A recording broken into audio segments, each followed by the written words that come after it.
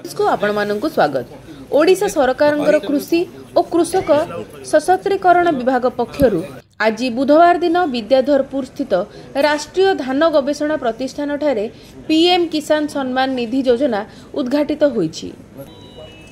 कोयम्बाटूर ठारू प्रधानमंत्री नरेंद्र मोदी चाषी माननकु 21तम सहायता किस्तीर शुभारंभ करथिले।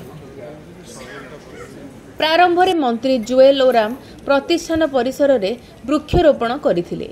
एही अवसर में आलोचना चक्र एवं चाषी मानक सहित प्रश्नोत्तर कार्यक्रम अनुष्ठित होइथिला। भारत सरकार आदिवासी व्यापार मंत्री श्री जुएल ओराम मुख्य अतिथि भावे जोगदे कहिले वर्तमान केन्द्र में नरेंद्र मोदी नेतृत्व में जो सरकार गठन होइछि सेथिरे चाषी माने बहु परिमाण रे उपकृत हेउछन्ति। 21तम किस्ती रिलीज होबाकू जाउछि।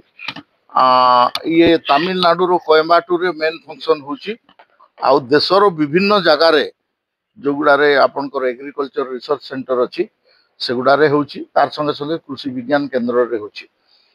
मु आज केंद्र मंत्री हिसाब रे आईसीएआर कटक रे उपस्थित अच्छी राइस रिसर्च इंस्टीट्यूट एटा आउ इथरे वर्तमान प्रधानमंत्री भाषण शुणिबू तार परे मोर फिर जहाँ भाषण देवा कथा मु देवी।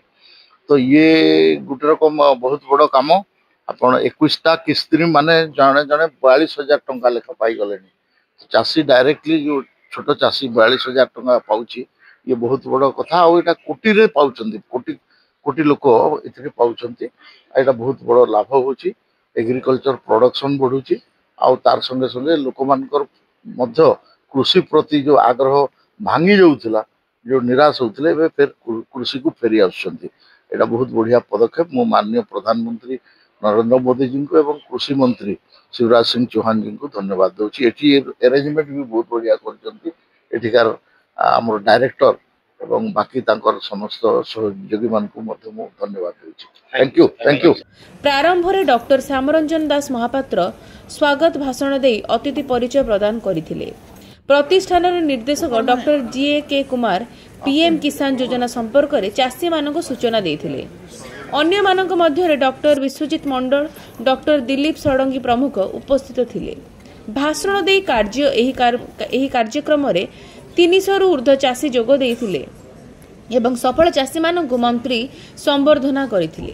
मोर ना डॉक्टर जीए कुमार मु एही संस्था सेंट्रल राइस रिसर्च इंस्टीट्यूट रो निर्देशक अछि।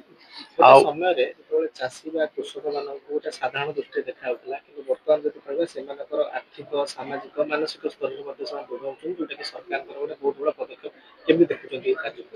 देखो शुणु आमर प्राय देश सारा 80-90% जी अच्छी छोट चाषी मैंने अच्छा आपन भावतु जिते बड़े माने चाष करने जाऊँचे सेते बड़े से जे इनपुट पाए माने बिहन पाए कि सार पाए कि जहाँ भी पाए से नेबा तार पैसा पाए से माने कौन करूचंती ब्याज रे नेउचंती आ तापरे सेही साइकिल रे से फसी के रही जाउचंती। एही प्राइम मिनिस्टर रो जो प्रोग्राम होची सेटा निहायती से मान को बहुत हेल्प करूचंती जो थरे कि से माने बिहन सार सब जिंस किनी पारुचंती। आपण जानुचंती से मान को बहुत छोट छोट जमीन से माने केते टंका ये करि पारिबे निवेश करि पारिबे से जगह।